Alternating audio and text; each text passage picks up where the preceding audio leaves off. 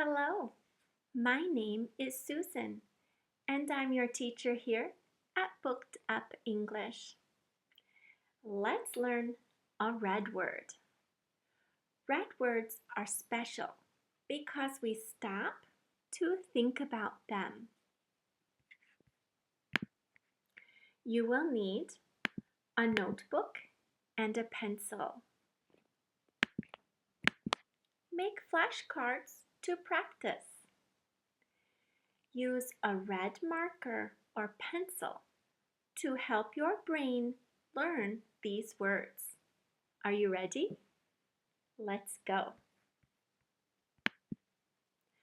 Today's special red word is sure. Listen. Sure. Say it. Sure. Let's spell it. S-U-R-E. Sure. S-U-R-E. Sure. Let's write it.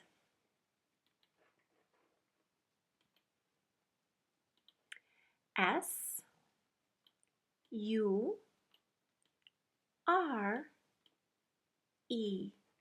Sure.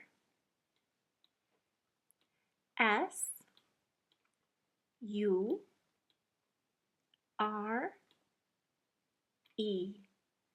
Sure.